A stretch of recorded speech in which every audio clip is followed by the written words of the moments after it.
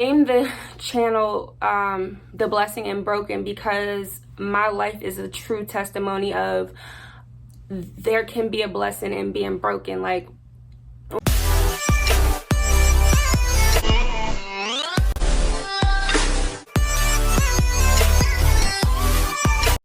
hey, welcome to my YouTube channel. Oh my gosh, I never thought I would be saying that again. If you know, you know. I first had a YouTube channel maybe back in like 2017. It was right when I had my daughter. Yeah, it was like 2017, the beginning of 2017. And I was going strong on that journey. Like, I had my viewers, my following, you know, people were like, when are you putting another video out? All that good stuff. And then a lot transpired in my life, so I stopped doing it. And yeah, we're back at it again. So my name is Lorinda, for those of you who don't know. Most people call me Ren. My family members, close friends, you guys can call me Ren, because by the end of this whole entire journey, we're going to be family. So yeah, Ren. For those of you who do know me, thank you for subscribing. Thank you for watching. I appreciate you. So yeah, I decided to get back in doing YouTube because, one, if you know me, you know I like to talk. And then not everyone is receptive of a person who likes to talk a lot. And so I don't like to overburden people or feel like I'm doing too much. So, you know, I was like, you know what, let me get back on YouTube, because this was, when I was doing it before, it was like a good outlet for me to be able to talk and not feel like I'm rapping people's ears off or talking people's ears off. So that's why I'm back. So I'm doing this, this video is just like an introduction video to let you guys know, you know, what the channel is going to be about, you know, just get to know me, my journey, where I am, and things like that. So I'm gonna get right into it. So I named the channel, The Blessing and Broken, because my life is a true testimony of there can be a blessing in being broken. Like, when I tell y'all I was broken, not only physically, but mentally, spiritually, everything, every aspect, I was completely broken. And the biggest blessing came out of me being broken. And I didn't even see it going through it. I didn't think, you know, there was going to be any blessing that came out of it, anything like that. But it did. So I just wanted to highlight, like, you know, you can be broken and God will still bless you. So I decided to name it The Blessing and Broken because, you know, once people are broken, they don't really see the light at the end of the tunnel. And I'm here to reassure you that there is a light at the end of the tunnel. It's God. I wanted to make a faith-based channel because that's just where I am in my life. And I feel like, you know, a lot of outlets on social media and things like that, I mean, more and more people are, you know, people are coming out with faith-based things and things of that nature. But I just wanted to make one because representation matters to me. When people are coming into Christianity or their relationship with Jesus and you know, trying to figure out who God is in their life, they try to look for, or well, I just know that the people I've talked to and things of that nature, they try to look for or things that appeal to them are people who look like them, and not necessarily like, you know, identical to them, but who they can relate to, like someone who has piercings, someone who has tattoos, someone who's young in our like generation and stuff like that. And I have piercings, I have tattoos, and I love Jesus. So just somebody relatable. So I wanted to be that person who could be relatable, kind of like where reality meets faith. Like, you know, this is the real me, this is the real world, this is how I dress, this is how I look, but I am faith-based. So that's kind of like why I created, why I wanted to create this channel and why I wanted to create this platform, was to give representation of, you know,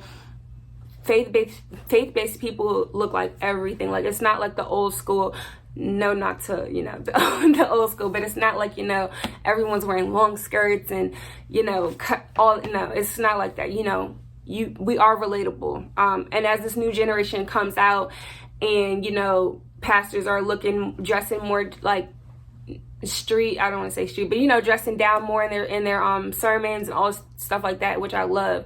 So, you know, I just wanted to, you know, make something or come out with something that was relatable to people, because people find comfort in something that they can relate to. So yeah, if I look down, it's because I have notes. My memory is kind of like, so I just want to make sure I'm touching base on everything I wanted to. So yeah, that's why I named the channel that, and that's why I made this channel, just, you know, to have something that was faith-based that people can go into. So yeah, I'm going to go into my testimony, because that's the the biggest part of knowing who I am, is knowing what I went through, what I overcame, and honestly being the blessing in broken. So boom, my walk with Christ, I gave my life to Christ originally back in probably 2014, 2015, something around there. It was in 14, 15, something around there. And then I went hard in it. Like, when I tell y'all, like, once I gave my life to Christ, I went hard in it. Because if you know me, you know I'm a person, like, I'm literal, and I'm like, I take things seriously. So if I'm going to dedicate myself to something, or I'm going to tell myself I'm going to do something, I'm going to do it. So I went hard in it. You know, I got baptized. I was in my word heavy. I like started trying to orchestrate Bible studies. It was just like the whole 9 yards. Like, anything that was of the world, I wanted no parts. I stopped drinking.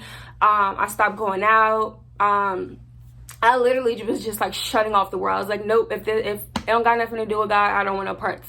And that was people too. And now I learned, you know, as I was reflecting back on when I first gave my life to Christ, I went about a lot of things the wrong way, but I was able to grow from that, thank God. But yeah, like, people, things, everything, I just shut it off. And then I got married in 2016, and yeah, so I'm not going to go too much in depth of the things that transpired in my marriage, just because, you know, I don't want to.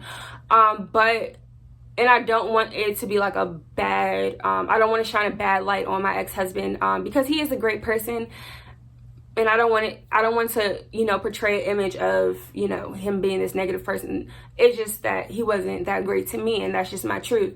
So a lot of things transpired in my marriage for me to lose myself, and my self-esteem and my self-worth, and my self-love. Just all that started trickling down the drain year after year after year, until I was pretty much left with nothing. Like, I pretty much just existed, and I didn't have a purpose. And honestly, I went to sleep a lot thinking, like, you know, why shouldn't I just die? Like, why am I alive right now? Like, I have no purpose. I don't look forward to anything. The main thing I looked forward to every day was my daughter. And that put a lot of weight on her. I mean, and she didn't even know it. She still doesn't know it, but that she carried a lot of weight, because she carried my happiness. She carried, you know, my joy, my purpose. Like, she carried it all. That's the only reason why I felt like, okay, let me, you know, wake up and try today, because of her. If it wasn't for her,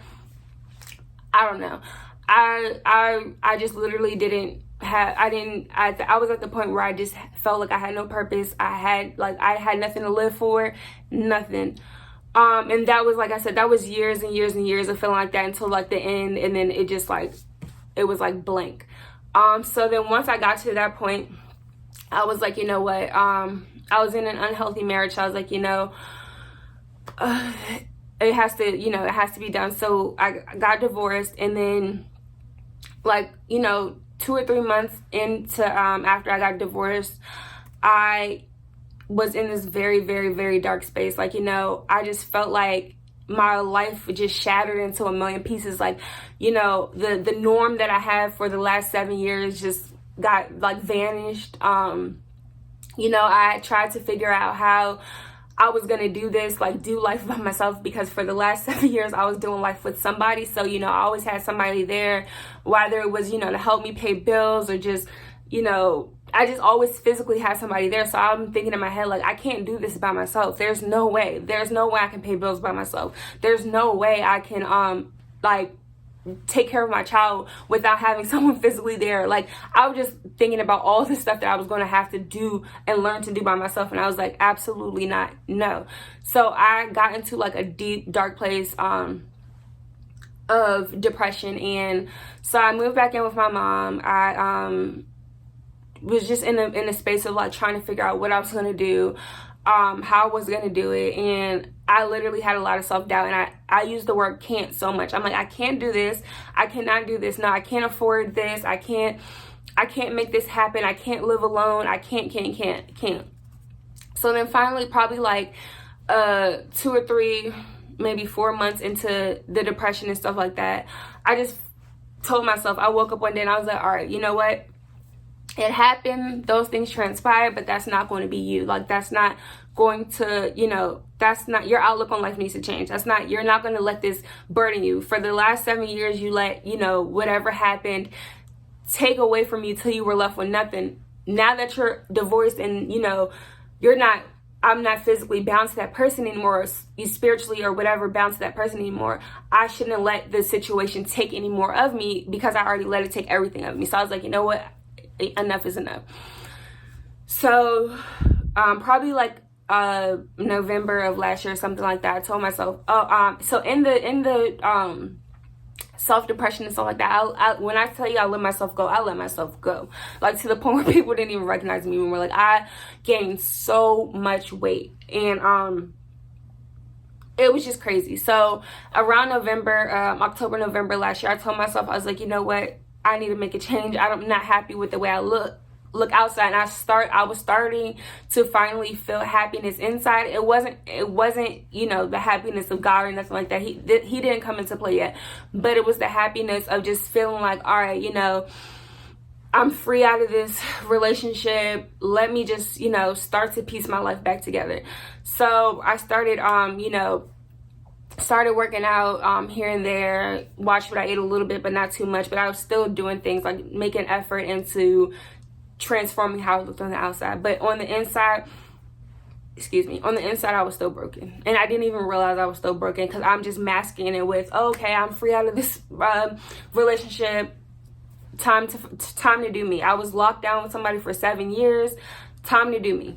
But I was still internally broken. So fast forward, I started dropping weight. You know, people started noticing.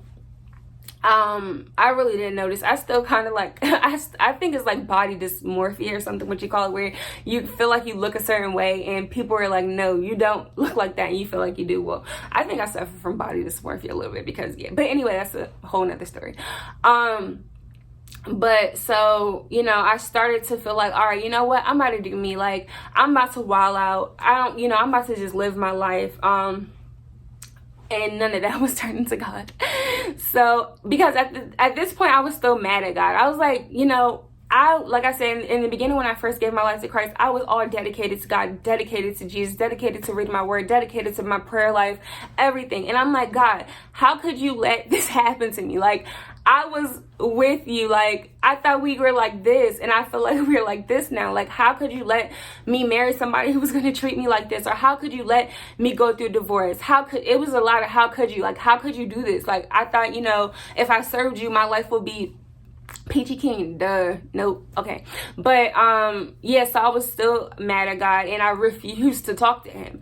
So I was like, you know what, whatever. Not focusing on God, I'm focusing on myself. So I started to turn to like new age religion. So I like got every self-help book you can think of, like finding self-discovery, like a lot of self things that weren't of God, but like, you know, how to tune into your chakra, and how to like do a lot of different things that are like new age, like burn sage in your house. Even though I didn't do that, because I still kind of, I mean, now that I know know the knowledge of sage, before I even knew, I was like, I'm not doing that. But I did like try to do a lot of new age things. Like, I would like, you know, I started asking people like about crystal healing, and just a lot of things that weren't God.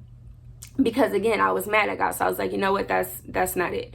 And then, so like I said, I brought every like self book you can think of, like the types that are like, you know, there's not really a God, but it's a universe, and channeling your energy, all that stuff. I was like starting to get into that stuff, and I thought that was making me feel better and stuff like that. It really wasn't, but it was just like, it was like a friend. So I was reading that type of stuff, into that type of stuff.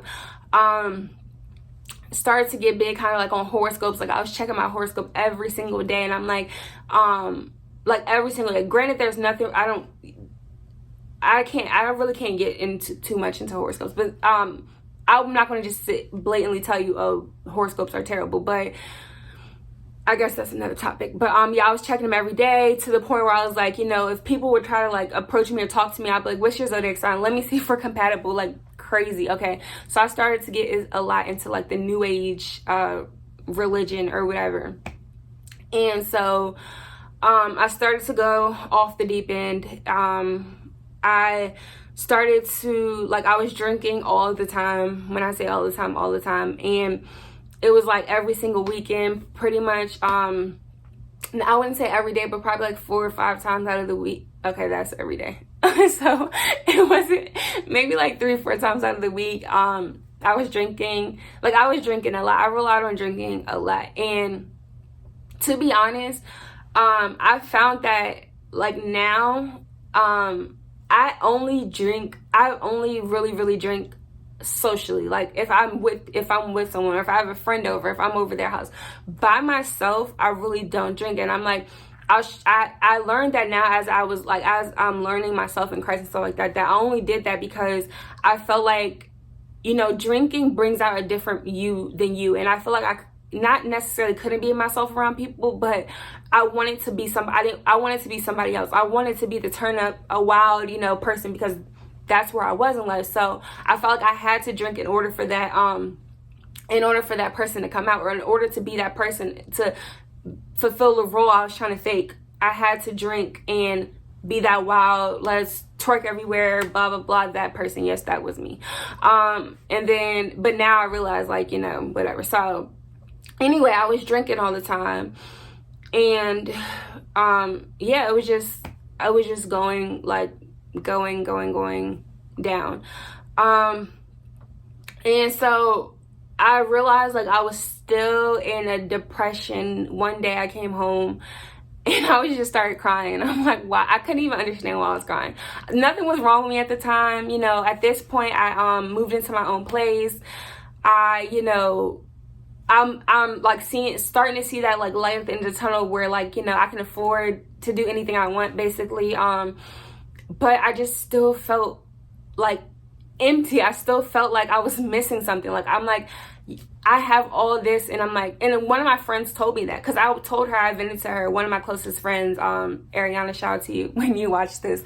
I was like, you know, I feel like, I don't know, I just couldn't describe the feeling, but I was like, I feel like something is not complete. And she was in my house, and she's like, girl, you have all this, like, you're like, girl, your house is completely furnished, you did this by yourself, you know, you got a 2-bedroom, all this stuff. And I'm just like, I know, but I just feel like something is missing. Like, I don't know.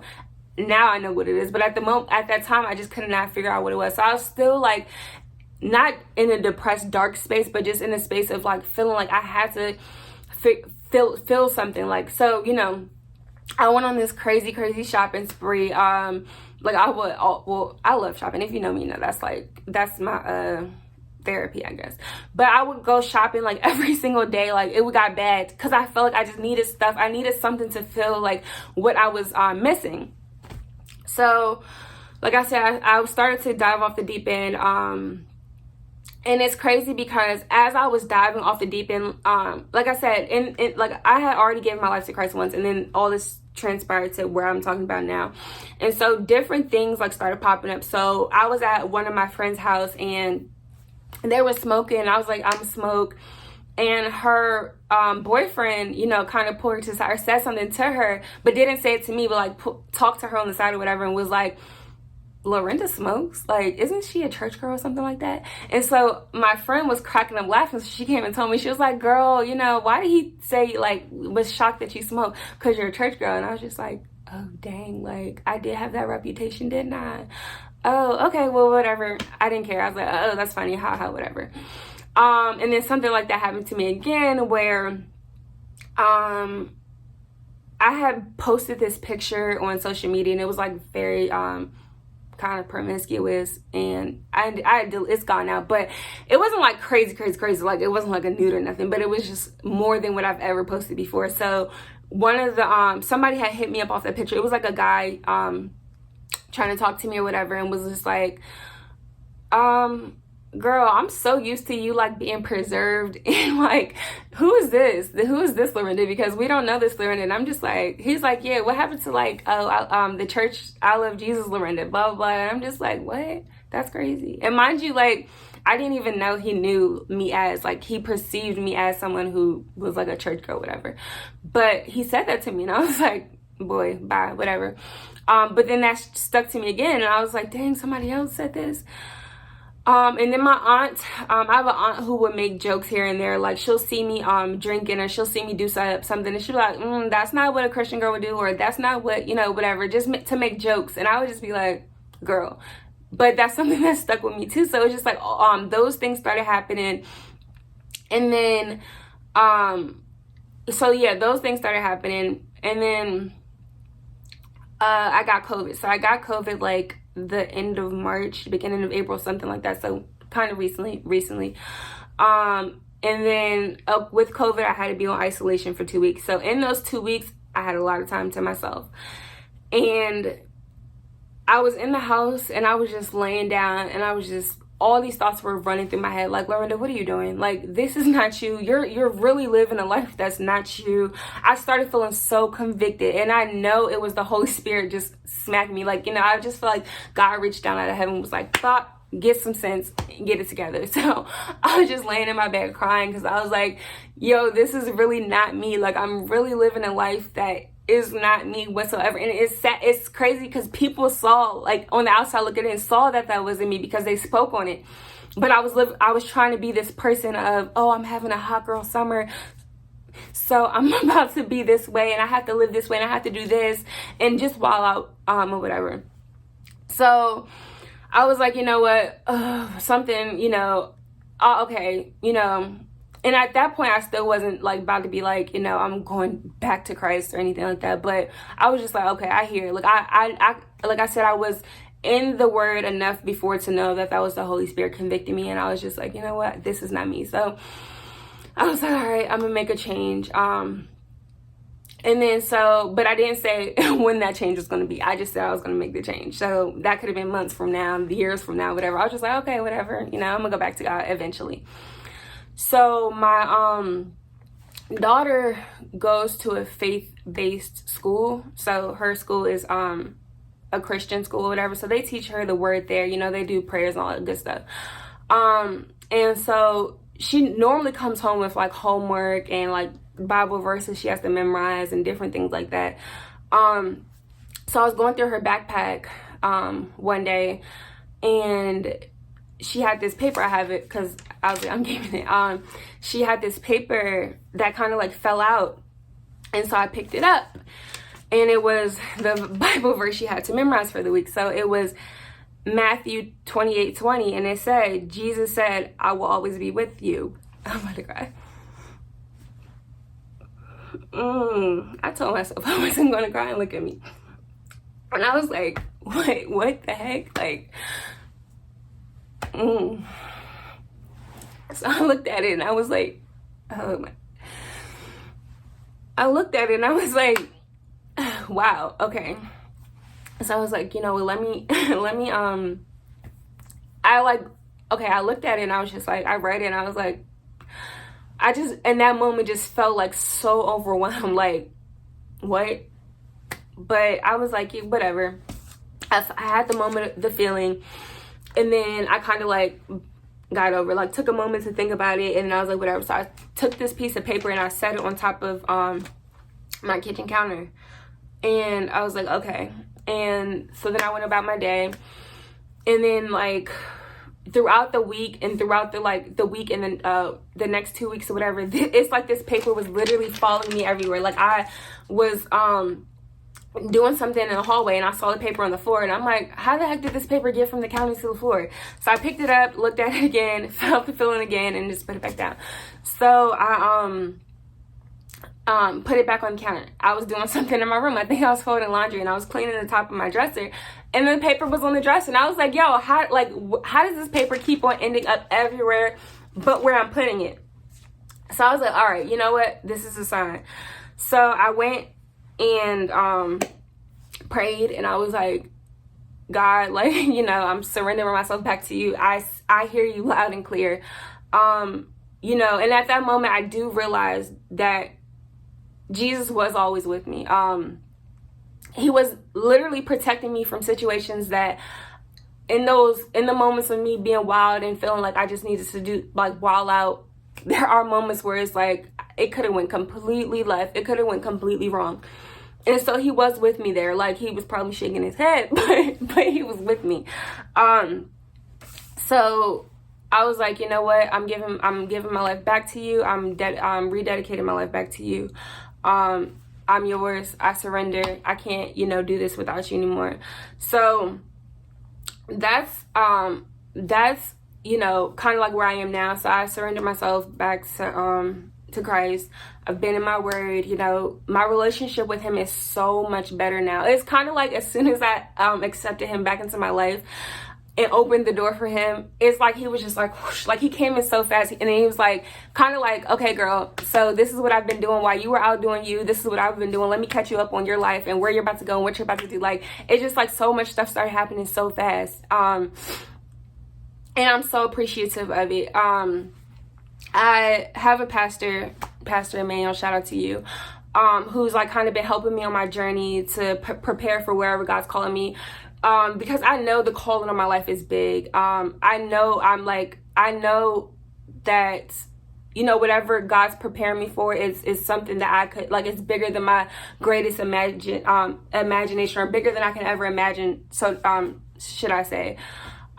So I'm just here to take y'all on a journey with me, to see where that, you know, where that is or what that is. Because to be honest, this is bigger than me. This is not something that, and this is another reason why I made this, because it's not something that I can just, you know, bottle up inside and just keep to myself. And no, because that's not really what God put us here for. You know, he put us here to have fellowship and to be able to talk to one another and, you know, grow with each other and things like that. So this isn't something I could just keep in. I'm like, I have to share this with people. I have to get this out there, you know.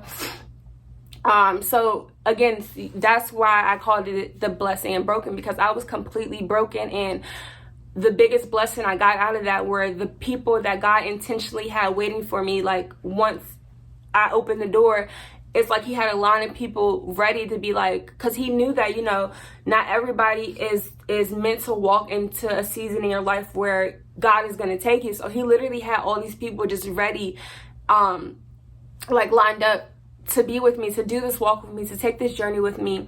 And I'm so appreciative over it. And I was overwhelmed at first, because I'm like, it's crazy how, you know, you can go from this to this in just like a matter of, it felt like to me seconds. But, you know, I have to remember that like, sense of time is only like an earthly thing. Like, God doesn't have a sense of time. Like, his time is just, you know, a second to him could be years to us. So he has no sense of time. But yeah, that's kind of like where I am in my journey right now. Just continuing to grow my relationship with him, growing in his word. So what's to come on this channel? I want to, you know, again, like I said, I want it to be a channel where reality meets faith, where people can watch and, you know, feel like they can relate to different things. And then also, like, you know, I want to talk about things that people, like, I feel like kind of shy away from in Christianity, like relationships, dating, celibacy, you know, just different things that I feel like aren't talked about enough. And yeah, just basically go from there. I want to have people on here. I've been talking to different people about me launching this, and they're like, yeah, I definitely would come on a video, stuff like that. And I know people who've gone through stuff in their own testimonies who can help somebody get through their stuff, and that's really what it's about, sharing your testimony so that somebody can look at you and be like, okay, she overcame that darkness, I can overcome that too. And that's really what I want to do. So yeah, God can literally take you from, and then looking back at it now, I forgot, I don't know if I heard this in a sermon or someone said it to me. I can't remember where I heard this from, but they were like, you know, God will take you back to a place where he took you out of to show you, you know, that you have to come back to him. Because to be honest, if two things, the life that I was living, like prior to giving my life back to Christ, the wild out like phase of me, you know, being divorced and I can just do whatever I want, I kind of already lived that life. Like I was already, prior to giving my life to Christ in 2015, excuse me, I already lived a wild life. That's why it was easy for me in 2014 or 15 to give it to him, because I was already wilding out. I already, you know, kind of like lived that life. So it's like I lived it again. And Christ, God knew, like he had to put me kind of like back into that situation to know, to go back to him, because I really wasn't. And he had to, and another thing, he had to take me out of the situation of, you know, my marriage, because he knew that I wouldn't have came back to him either. Because to be honest, like I said, I was mad at him. Inside my marriage, I kind of like let him go. I stopped praying. I stopped reading my word. You know, it was nothing that glorified God. So God will like basically use something that you've already been through to break you, to mold you back to whoever he wants you to be.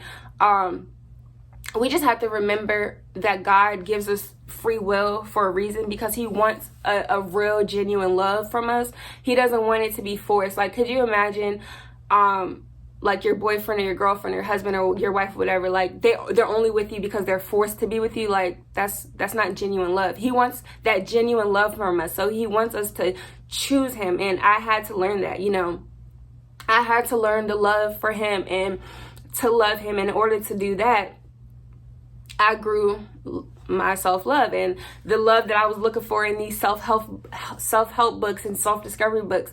Literally all I had to do was open the Bible, you know, build my relationship with him, and it was like, boom, the answers are right there. Where over here I'm searching through all these books and still feeling a void, still feeling empty. So yeah, that's basically it. Be on the lookout for more videos. I'm going to be posting weekly, once a week. And yeah, that's pretty much it. So thank you for watching this video. I appreciate it so much. Like, subscribe, share, get this out there for me. That would be greatly appreciated. And until next time, peace.